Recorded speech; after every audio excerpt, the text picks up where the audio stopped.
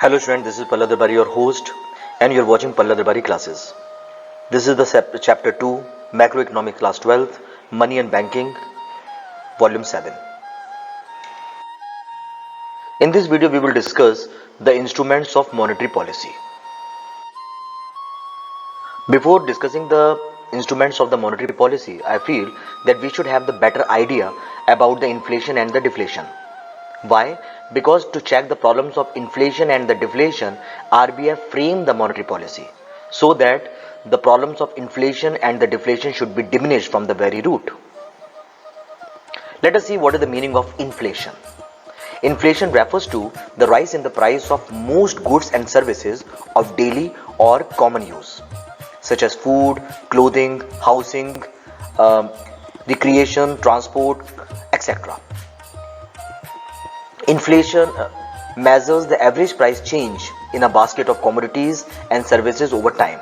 In a very simple word, we can say, what is inflation? Inflation is hike in the price of the commodity.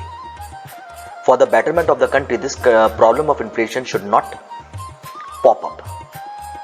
Because if the problem of inflation is popping up, it becomes very difficult for the common people to meet the requirement of life. And maximum of the people will be below the poverty line. So for the development of the country, the problem of inflation should not be there. And government through the monetary policy, or RBI through the monetary policy, and the government through its fiscal policy, try their level best to solve the problems of inflation. Now let us see the second problem, that is deflation.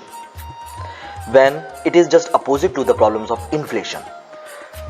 When the overall price decreases, so that inflation rate becomes negative, it is called deflation.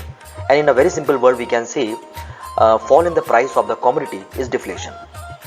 When we hear that there is a fall in the price of the commodity, then we think, and the common reaction is, wow, it is very good for the consumers.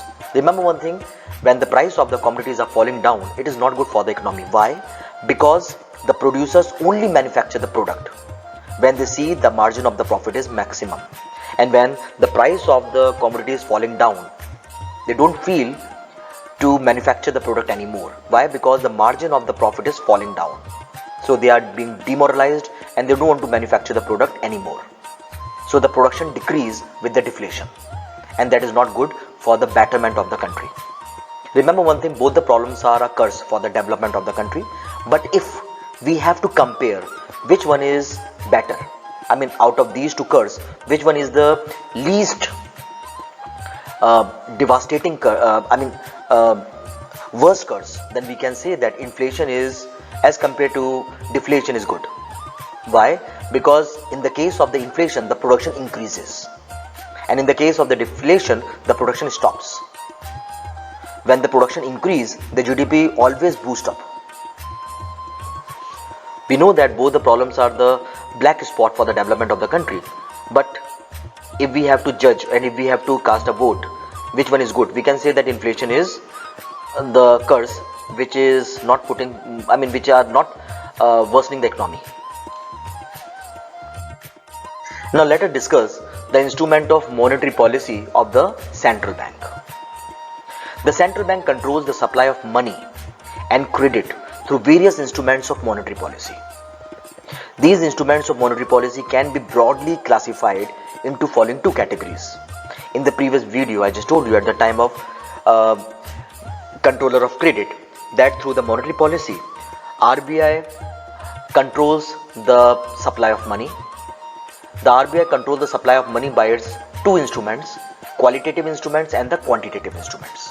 So under the monetary policy, the instrument which comes is qualitative instruments and the quantitative instruments.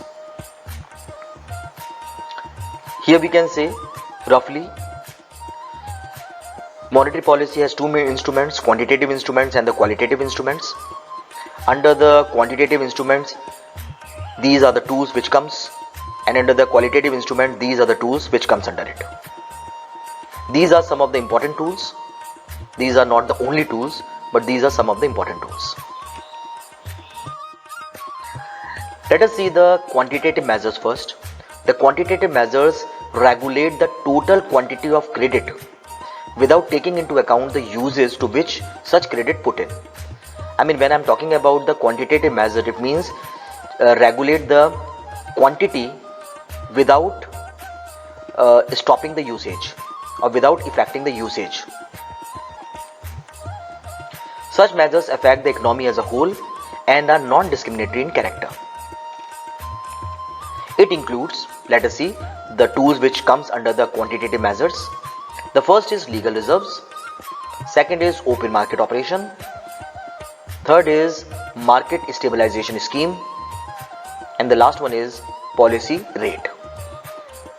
Under the legal reserves, cash reserve ratio comes and the statutory liquidity ratio comes, commonly called liquidity ratio. Under the policy rate, bank rate comes, repo rate comes, reverse repo rate comes, and the marginal standing facility rate comes.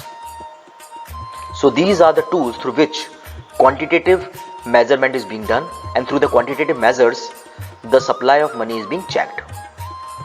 So through these tools the supply of money is checked, and the RBI solved the problems of inflation and deflation. One by one we will discuss all these tools and see how the problems and the deflation will be checked by these different tools. That's all I have in this video. Thanks for watching. God bless you all.